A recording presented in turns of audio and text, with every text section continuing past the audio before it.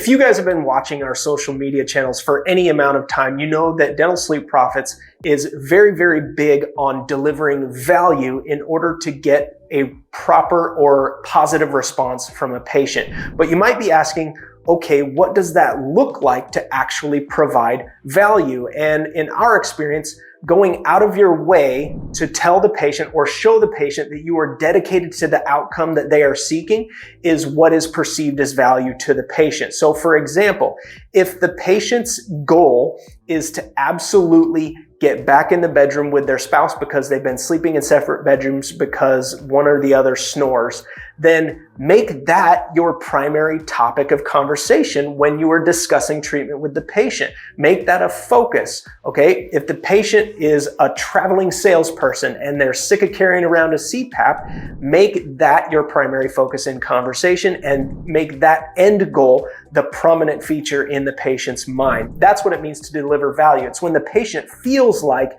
your end goal is the same exact thing as theirs. You guys are in complete alignment.